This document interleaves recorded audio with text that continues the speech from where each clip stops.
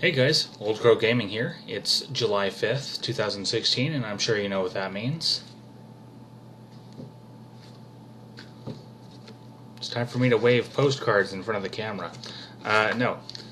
The box is here for July. Before we get to that, I just wanted to show you a recent purchase I made a couple weeks ago. A rare but not rare gray cartridge. Yeah, gray. It's real. It's not a reproduction. Adventure of Link for NES. These did primarily come on gold cartridges. Later on, around the time, or perhaps just before, or just after, they released or re-released Metroid on the NES with the yellow label. They also released Legend of Zelda and Adventure of Link on a gray cartridge.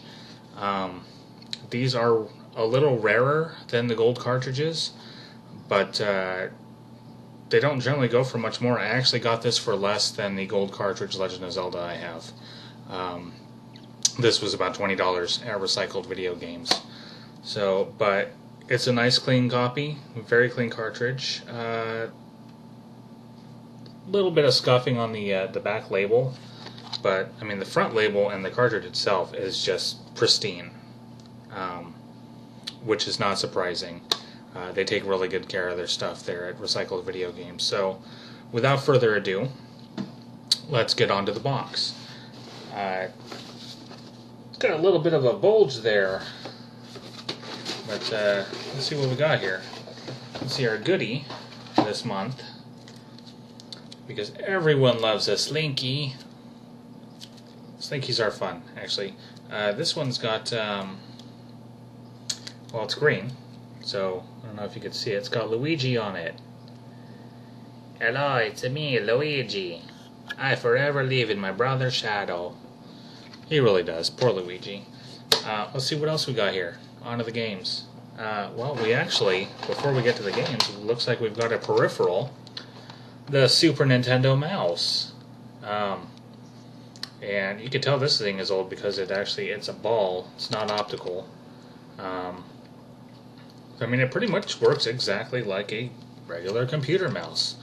I only know of one, maybe two games that was actually compatible with this. The only one I could really think of off the top of my head would be this one, which is why they sent the mouse.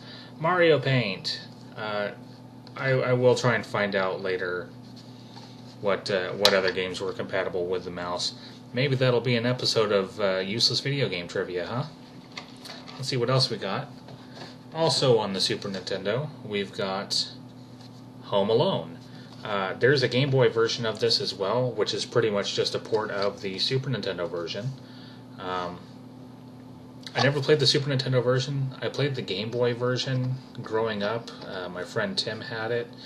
And as simplistic as it was, and a little difficult, it was actually pretty decent, if I remember right.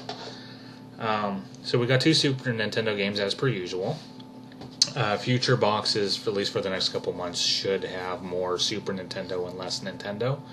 But speaking of Nintendo, let's get on with that. So we've got an SNK game. This is the third one in my collection, third SNK game. Athena, not a well-known game.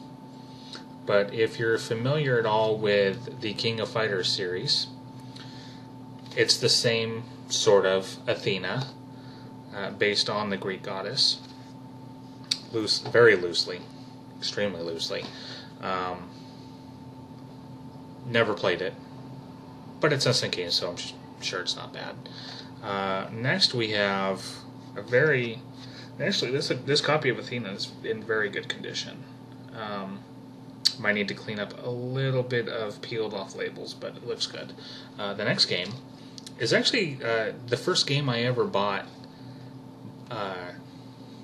Actually, it's the first game I ever got when I got my original NES years ago. I want to say I was in 6th grade or junior high around then. Teenage Mutant Ninja Turtles. A game that is controller-chuckingly difficult. Released by Ultra aka Konami. This is Konami's way of getting around Nintendo's rule where studios could only release 5 games per year. Yeah, this is really not a good game. It's Nintendo hard, let's put it that way. Very clean cartridge, excellent condition. As difficult as it is, I enjoyed it. I guess you could say, in a sense, it was kind of an NES precursor to the Dark Souls games in terms of difficulty. And so no extra games this month. So here's our 5th game. And this is a game I briefly talked about in my first and only Useless Video Games trivia video. Solar Jetman. Hunt for the Golden Warp Ship. Now you can see, there we go, Trade West. Not quite. Trade West published the game. They did not produce the game. This was actually developed by Rare. Yes, that Rare. And you can really tell these NES games that were developed by Rare. You can tell they were developed by Rare just by listening to the music.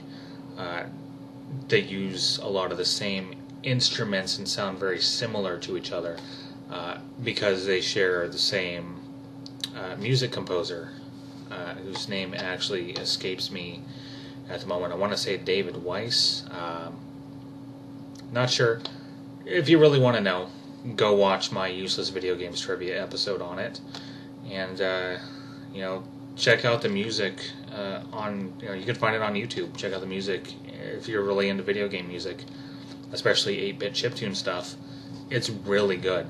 The game's not so much. It's really not a bad game. It's like Ninja Turtles. It's difficult. It's not a walk in the park. It's more like a walk in Central Park at night with muggers. It's probably a bad analogy, but you guys get the idea.